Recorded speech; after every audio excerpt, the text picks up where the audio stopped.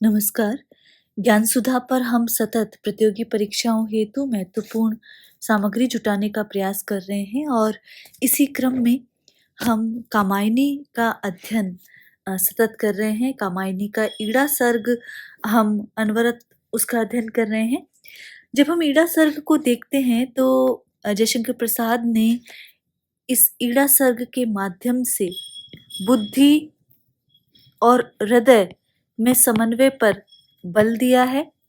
और यदि कला की दृष्टि से देखें तो उस दृष्टि से भी ये सर्ग महत्तम नजर आता है। यहाँ पर प्रसाद ये बताने का प्रयास कर रहे हैं कि अ, किस प्रकार जो श्रद्धा विहीन जो मनु है वो किस प्रकार चिंतित है, किस प्रकार व्याकुल है और किस प्रकार मानव जीवन में श्रद्धा की परम आवश्यकता रहती है। ये इस सर्ग में बताने की चेष्टा जयशंकर प्रसाद ने की है। श्रद्धा विहीन मानव दंभी, अहंकारी और संकीर्ण सोच का हो जाता है, छद्मी बन जाता है। ये प्रसाद ने बताने की चेष्टा इस सर्ग के माध्यम से की है। जब हम कामायनी के सर्गों को देखते हैं तो कामायनी के सर्गों में चिंता, आशा, श्रद्धा, काम, वासना, लज्जा, कर्म, ईर्ष्या, ईड़ा, स्वप्न, संघर्ष, निर्वेद, दर्शन, रहस्य और आनंद नामक 15 सर्ग हैं। हर सर्ग में मनु की यानी मानव की दशा का हृदय स्पर्शी वर्णन है जो जीवन के हर पड़ाव, हर पहलू पर प्रकाश डालता चलता है। जलप्लावन के इतिहास को, प्राचीन घटना को यहाँ पर चित्रित करने का प्रयास किया है जयशंकर प्रसाद ने कामायनी में। और मनवे वे प्राते इत्यादि से इस घटना का उल्लेख जब हम देखते हैं तो शतपथ ब्राह्मण में मिलता है और उसी घटना का आधार लेकर कामायनी की सर्जना हुई है। मुक्तिबोध के शब्दों में देखें तो कामायनी में वर्णित सभ्यता प्रयासों के पीछे प्रसाद जी का अपना जीवनानुभव, अपने युग की वास्तविक परिस्थिति, अपने समय की सामाजिक दशा बोल रही है। तो ये बात, ये उद्धरण जो है वो गजानन माधव मुक्तिबोध का कामायनी के संदर्भ में है। हम ईड़ा सर्ग पर सतत बात कर रहे हैं, कुछ पदों का अध्ययन हम कर चुके हैं और जब हम पिछले पदों में देख रहे थे तो वहाँ जड़ता की उपेक्षा करते हुए मनु नजर आते हैं और वो कंपन की तरंग चाहते हैं अपने प्रत्येक कदम में और अ, जीवन पथ की गतिशीलता को वरेण्य बताते हैं और वहां पर वो उदाहरण देते हैं कि बर्फ से ढकी जो चोटियां हैं वो जड़ता का प्रतीक है और सूर्य जो है वो गतिशीलता का प्रतीक है, ज्वलनशील गतिमय पतंग, ये कहना चाहते हैं वो।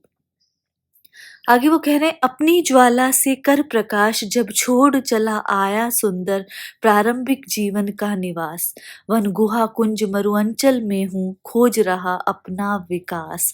तो इस छंद में अपने प्रारंभिक जीवन के विषय में मनु विचार कर रहे हैं और वो कहते हैं कि मैंने अपनी ही अभिलाषाओं के परिणाम स्वरूप जीवन नीड़ बनाया था, एक सुंदर घर बनाया था जिसमें श्रद्धा मेरी सहकार भाव से उस घर को निर्मिति कर रही थी। तो ज्वाला, अपनी ज्वाला से कर प्रकाश, यहाँ पर जो ज्वाला का तात्पर्य है वो अ, अभिलाषा से है, हृदय की इच्छा से है। अपनी ज्वाला से कर प्रकाश, तो अपनी ही ज्वाला से, अपने ही अ, अभिलाषा की पूर्ति के निमित्त साधन जुटाकर मैं प्रारंभिक जीवन का निवास जो है, अपना एक घर जो है वो मैंने निर्मित किया था और उसमें जो श्रद्धा मेरे साथ थी। मैंने अनेक कामनाओं के साथ अपने जीवन का चयन किया लेकिन उसकी रक्षा नहीं कर सका। जब छोड़ चला आया सुंदर प्रारंभिक जीवन का निवास, तो मैं उसकी रक्षा नहीं कर सका, मैं उसे छोड़कर चला आया। परिणामतः अब क्या है, वन गुहा कुंज मरुअंचल में हूँ। इसका परिणाम है कि अब मैं वन, पर्वत, कंदराओं और कुंजों में, वनों में, मरुस्थल में के अंचल में मैं निरंतर घूमता फिर रहा हूँ। मैं भटकता फिर रहा हूँ। एक भटकन के तहत मैं मारा-मारा घूम रहा हूँ। पागल मैं किस पर सदै रहा। अब लगता है कि मैं पागल हूँ। मैं किस पर भी सदै अर्थात सहानुभूति पूर्ण नहीं रहा। मैं किसी पर भी मैंने दया नहीं की, किसी पर भी सहानुभूति पूर्ण हृदय नहीं रखा। मैंने सभी की ओर से मुँह मोड़ लिया। क्या मैंने ममता ली न तोड़, किस पर उदारता से रीझा, किससे न लगा दी कड़ी होड़। क्या मैंने सभी से नाता तोड़ दिया। मैंने अपने प्रणय संबंधों से नाता तोड़ दिया। कोई भी संबंध मैंने नहीं रखा और अपने संबंधों को तोड़कर मैं ईर्ष्या की अग्नि से जलकर मैंने सबसे होड़ लगा दी। मैंने प्रतिस्पर्धा रखी और उस प्रतिस्पर्धा की अग्नि में, ईर्ष्या की अग्नि में जलता हुआ मैं अपना जीवन नष्ट करता रहा। तो यहाँ पर मनु के प्रारंभिक जीवन से तात्पर्य यदि देखें, जहाँ पर वो श्रद्धा युक्त थे, श्रद्धा के साथ थे, उस जीवन की बात यहाँ पर की जा रही है। सदै का अर्थ सहानुभूतिपूर्ण है। लगा दी न कड़ी होड़, प्रतिस्पर्धा, होड़ की बाजी, उसकी बात यहाँ पर प्रसाद कर रहे हैं। इस विजन प्रांत में बिलख रही, मेरी पुकार उत्तर न मिला। इस विजन प्रांत में डोल रही, मेरी पुकार उत्तर न मिला। लूसा झुलसाता दौड़ रहा, कब मुझसे कोई फूल खिला। तो फूल का अर्थ यहाँ पर फूल जैसे सुकुमार और उदार व्यक्तियों का अच्छा जीवन जैसा व्यतीत होता है, वैसा मेरा जीवन नहीं व्यतीत हुआ। तो मनु आज सोचते हैं कि आज इस निर्जन वन में, विजन प्रांत, इस निर्जन वन में, इस एकाकी वन में मैं निरंतर भटकता हुआ अकेला ही घूम रहा हूँ और मेरी पुकार इस वन में घूम फिर कर फिर से मुझसे ही आ टकराती है। उसका कोई प्रत्युत्तर नहीं मिलता, उसे सुनने वाला कोई नहीं है, उसका कोई भी उत्तर मुझे प्राप्त नहीं होता। लूसा झुलसाता दौड़ रहा, जिस तरह गर्मी के समय चलने वाली लुओं से कोई पुष्प, कोई फूल विकसित नहीं हो सकता, नहीं हो पाता उस ताप के चलते, उसी तरह मैं भी अभिलाषाओं की आग छिपाए हुए अनवरत दौड़ता जा रहा हूँ, भटकता जा रहा हूँ। तो लूसा झुलसाता दौड़ रहा, कब मुझसे कोई फूल खिला। जिस प्रकार भीषण गर्मी में लू के चलते कोई फूल, कोई पुष्प विकसित नहीं हो सकता, उसी प्रकार मैं भी अपनी अभिलाषाओं की आग छिपाए हुए निरंतर दौड़ रहा हूँ। तो यहाँ पर ये बात बता रहे हैं कि किस प्रकार मेरा जो स्वप्न है वो उजड़ गया है, किस प्रकार जो श्रद्धा है वो मुझसे विलग हो गई है, किस प्रकार मैं प्रतिस्पर्धा की अग्नि में निरंतर झुलस रहा हूँ। ये सारी बातें श्रद्धा विहीन मनु की बातें यहाँ पर प्रसाद ने उकेरने की चेष्टा की है। मैं स्वप्न देखता हूँ उजड़ा, कल्पना लोक में कर निवास। तो यहाँ पर मनु कह रहे हैं कि मैं अब सदैव कल्पना लोक में रहकर उजड़े हुए स्वप्न ही, जो स्वप्न बिखर गए हैं, उन्हीं स्वप्नों को देखा करता हूँ। कल्पना में मैं अब भी विचरता हूँ, लेकिन उसमें उजड़े हुए स्वप्न अब मैं निरंतर देख रहा हूँ। कल्पना लोक में कर निवास, देखा कब मैंने कुसुम हास, कब मैंने फूलों को हंसते हुए देखा। कभी भी स्वप्न मेरे साकार नहीं हुए, कभी भी मैंने पुष्पों का हास नहीं देखा, उनकी हंसी नहीं देखी, अर्थात उनको खिलते हुए कभी भी नहीं देखा है। इसका तात्पर्य है कि मेरे द्वारा किसी भी व्यक्ति का भला नहीं हो सका है, मैंने किसी का भी उदार कभी नहीं किया है, कभी भी किसी के प्रति उदारता नहीं दिखाई है। तो यहाँ पर पुष्पों का जो हास विलास होता है, उससे अर्थ ये निकलता है कि पुष्प जैसे हंसते हुए विकसित होते हैं, वैसे ही मानसिक प्रसन्नतापूर्ण विकसित अवस्था मैंने कभी नहीं देखी।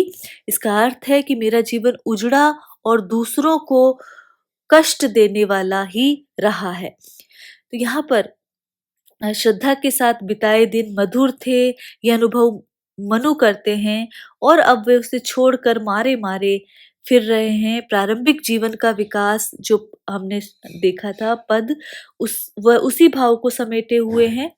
और ज्वाला से कर प्रकाश कोई फूल खिला और देखे कुसुम हास, जैसे लाक्षणिक प्रयोग सुंदर है।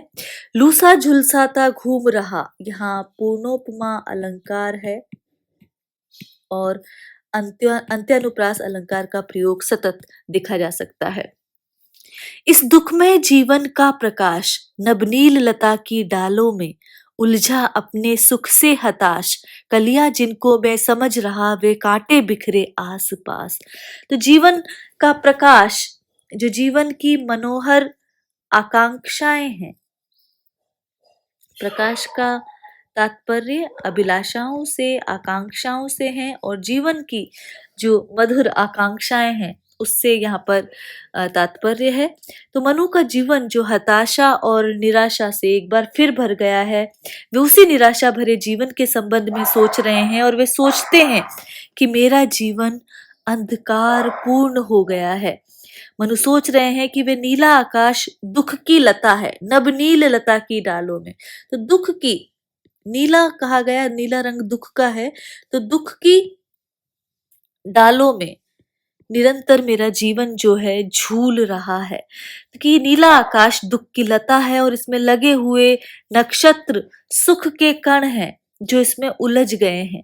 तो नवनील लता में उलझे सुख के नक्षत्रों के तरह ही मेरा जीवन भी दुख ही दुखमय है, जिसमें सुख के हल्के जो क्षण हैं वे उलझ गए हैं और मैं निराशा की नाव पर झूल रहा हूँ। उलझा अपने सुख से हताश, तो मैं अपने सुखों से ही उलझा हुआ हूँ, निराश हो गया हूँ। कलियां जिनको मैं समझ रहा, कलियां का तात्पर्य यहाँ पर है जिन्हें मैं सुखमय तत्व, सुखमय पदार्थ समझ रहा था, वे कांटे बिखरे आस पास।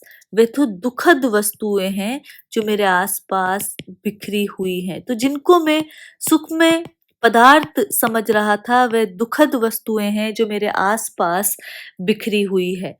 ये यहाँ पर अर्थ है कि जैसे लता जाल को पार करके प्रकाश हम तक आता है, उसी प्रकार हमारा जो सुख है आकाश के उस पार छिपा है, जो आकाश के नीलावरण को पार करके मुझ तक नहीं पहुंच पा रहा है और मेरा पथ आलोकित न करके आंखों के आगे अंधकार यहाँ पर निरंतर निर्मित हो रहा है। इस प्रकार बाह्य जगत की विभ्रम की जो मुद्राएं उपस्थित करके मनु कह रहे हैं कि जो दुख है वो मुझको छल रहा है। कितना बीहड़ पथ चला और पड़ रहा कहीं थक कर नितांत। मनु कहते हैं कि श्रद्धा को छोड़ने के पश्चात मैंने कितना तूफानी और एकाकी और बीहड़ रास्ता तय कर लिया है, कितनी थकान जो है उसका अनुभव मैं कर रहा हूं और वहीं थक कर मैं विश्राम के लिए बैठ गया हूं। उन्मुक्त शिखर हंसते मुझ पर, रोता में निर्वासित अशांत। कि यहाँ पर श्रद्धा विहीन होकर मार्ग में जो भी उन्नत पर्वत श्रृंग जो रास्ते में पड़ रहे हैं, वे मुझ पर हंसते हुए, मेरी स्थिति पर हंसते हुए दिखाई देते हैं। और आज इस स्थिति में होने के कारण मुझे ऐसा अनुभव हो रहा है कि मानो जो संसार का नियमन करने वाली जो शक्ति है वो भी अपना भयंकर अभिनय करती हुई मेरे चारों ओर नाच रही है।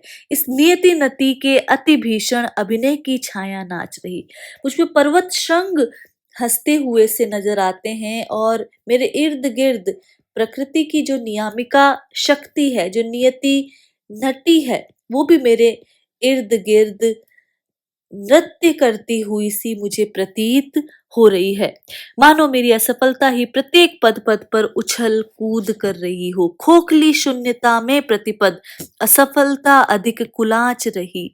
हर पल मुझे मेरी असफलता ही प्रत्येक पद पर उछल-कूद करती हुई, कुलाचे भरती हुई नजर आती है। पावस रजनी में जुगनू कण को दौड़ पकड़ता मैं निराश, उन ज्योति कणों का कर विनाश। तो यहाँ पर मनु कह रहे हैं कि मैंने जिस किसी भी वस्तु को सुखद जानकर ग्रहण किया, वहीं से मुझे निराशा प्राप्त हुई। अब मेरी स्थिति उस व्यक्ति की है जो पावस रजनी में, वर्षा ऋतु की रात्रि में, अंधकारमय रात्रि में जुगनू कणों को, उन सुख के जुगनू कणों को दौड़ता निरंतर घूम रहा है। मेरी स्थिति उस व्यक्ति जैसी है जो पावस ऋतु की अंधकारमयी रात्रि में प्रकाशित होने वाले संपूर्ण पदार्थों को स्वयं नष्ट करके पुनः प्रकाश पाने की इच्छा से जुगनू कणों को दौड़कर पकड़ता है, परंतु जुगनुओं से उसे प्रकाश नहीं मिलता और अ, उन ज्योति कणों का, जो उसके जीवन में थे, सुख के कण थे, उनका विनाश वो कर बैठता है और फिर से जुगनू कणों में प्रकाश ढूंढने की कोशिश करता है, लेकिन जुगनुओं से प्रकाश नहीं मिल सकता। ये बात यहाँ पर कही गई है। प्रकाश के कण से तात्पर्य, ज्योति कण, प्रकाश के कण से तात्पर्य सुख के वे क्षण है जो बीत चुके हैं, उन्हें फिर से प्राप्त नहीं किया जा सकता। यहाँ पर इस पद में यदि हम देखें तो निराश और जो असफल व्यक्ति है उसके जीवन को चित्रांकित करने की चेष्टा जयशंकर प्रसाद ने किया है और ये चित्रण मनोवैज्ञानिक नजर आता है और लाक्षणिक और प्रतीकात्मक शैली है। यदि देखा जाए, पावस रजनी में रूपक अलंकार है, जुगनुकण रूपक अलंकार है और इसी तरह निराश विनाश की यदि देखा जाए तो अंत्यानुप्रास अलंकार का प्रयोग किया गया है। जीवन निशीथ के अंधकार, तू नील तुहिन जल निधि बनकर फैला है कितना वार पार। वार पार का अर्थ है सर्वत्र, सर्वत्र फैला हुआ है। जीवन निशीथ के अंधकार, निशीथ का तात्पर्य है अर्धरात्रि। तो ये जीवन जिस प्रकार अर्धरात्रि का गहन अंधकार हो जाता है, जिस प्रकार निराशा, लाक्षणिक अर्थ इसका है निराशा, तो जिस उसी प्रकार निराशा मेरे जीवन में प्रगाढ़ अंधकार की ही भांति घर कर गई है। तो जीवन निशीथ, तो यहाँ पर निराशा से तात्पर्य है, निशीथ का तात्पर्य अर्धरात्रि से लिया गया है।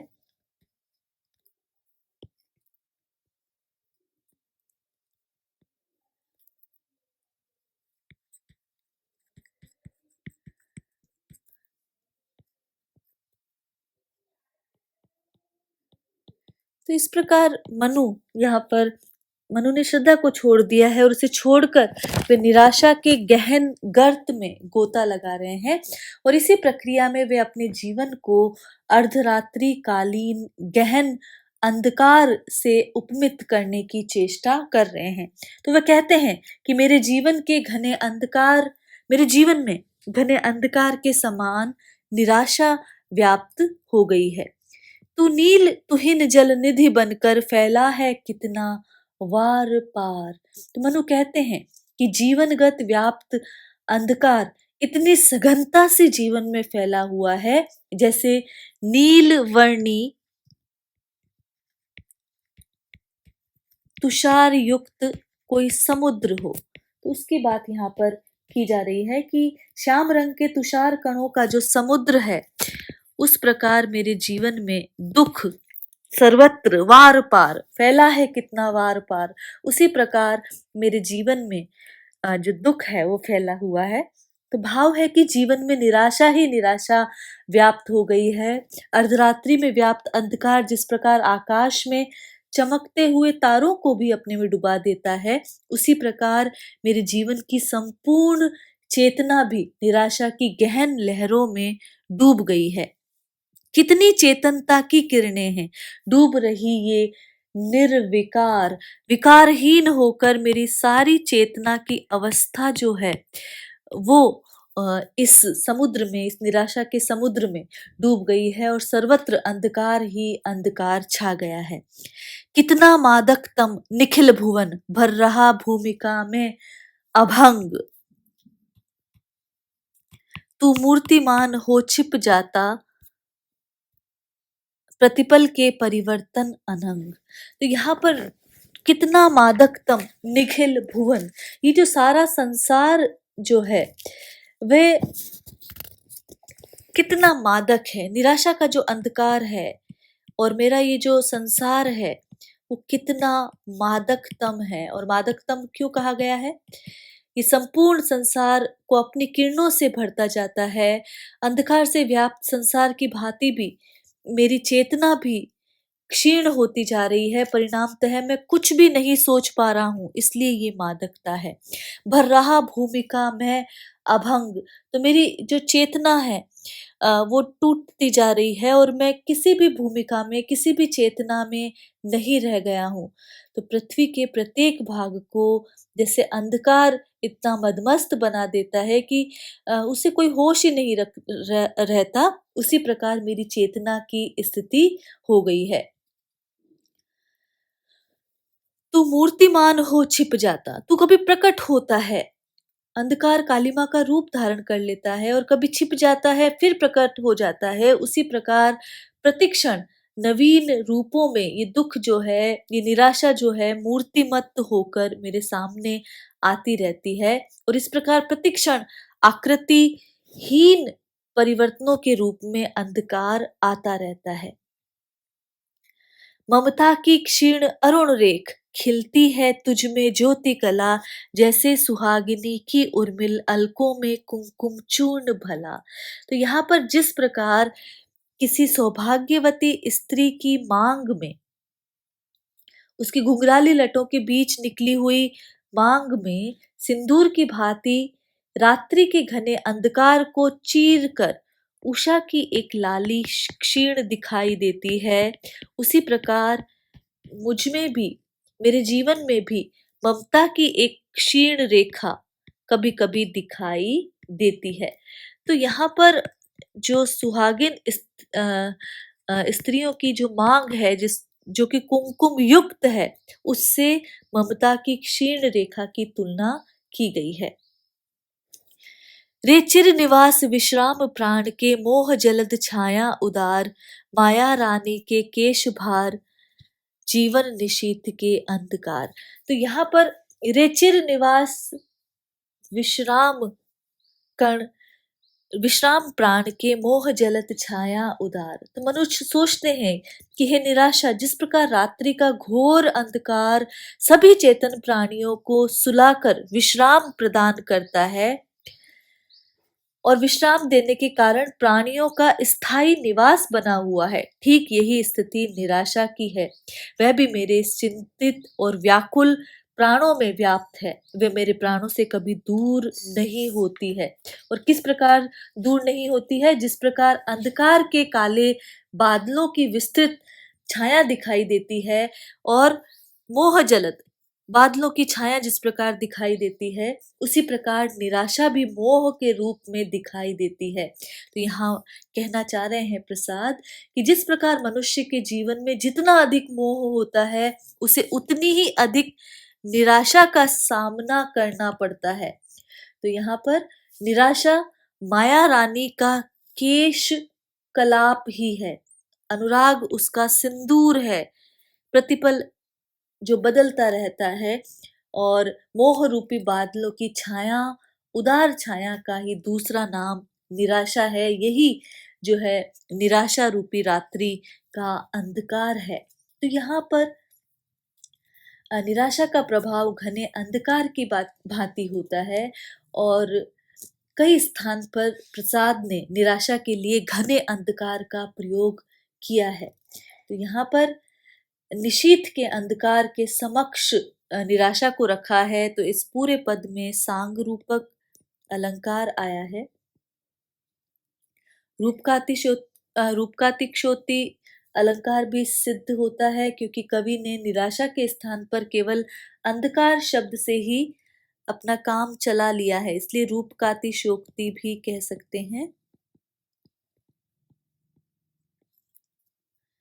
और यहाँ पर लाक्षणिक और प्रतीकात्मक शैली का प्रयोग तो हम देख ही रहे हैं। तो घूम रहा अभिलाषा के नवज्वल धूम सा दुर्निवार। तो यहाँ पर दुर्निवार, जिसे रोकना कठिन हो। तो ये निराशा रूपी जो अंधकार है,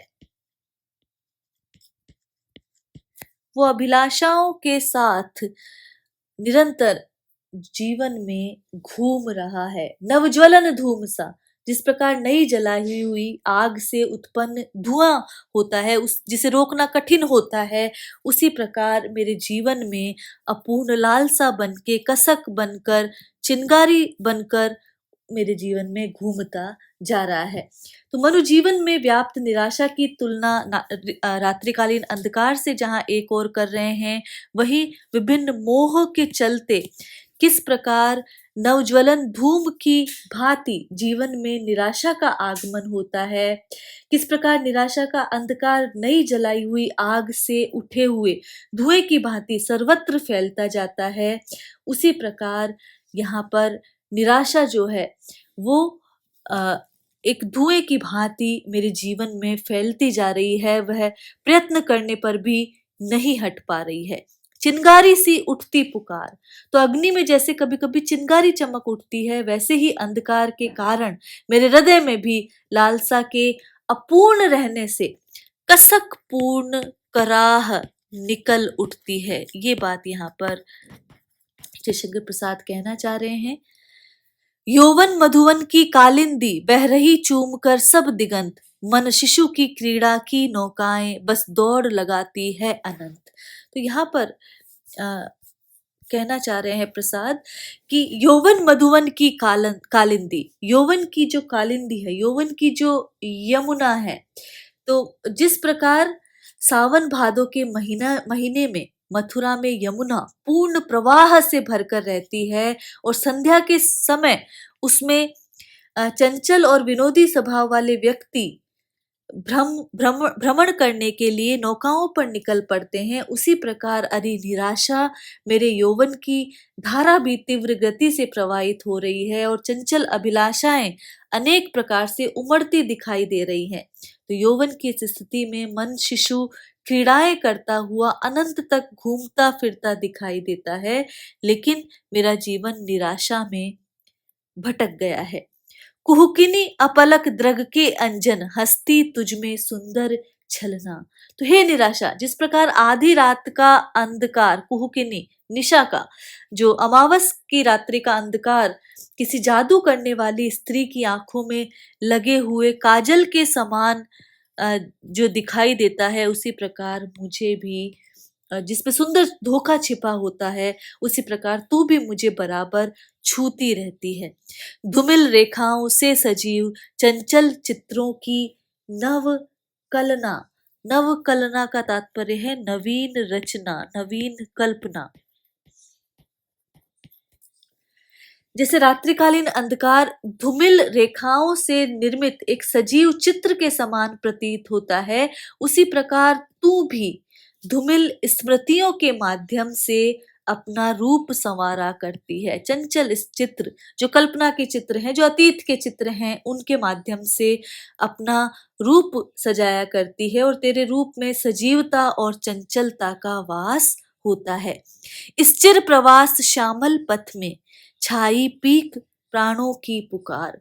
तो मनु कहते हैं कि हे निराशा, तुम आगे और भी कार्य करती हो। जिस तरह रात्रि का अंधकार कोयल की गूंज के समान छाया रहता है, उसी प्रकार उसकी मधुर गूंज जो सर्वत्र फैल जाती है और बहुत दिनों से परदेश में जैसे कोई विरही को श्यामल पथ में सुनाई देती है, उसी प्रकार तू भी प्राणों की व्यथा भरी पुकार के समान मेरे हृदय में निरंतर छाता जा रहा है। तो बन नील प्रतिध्वनि नभ अपार। तो यहाँ पर वेदना और व्यथा की जो गूंज है उसकी बात यहाँ पर की जा रही है।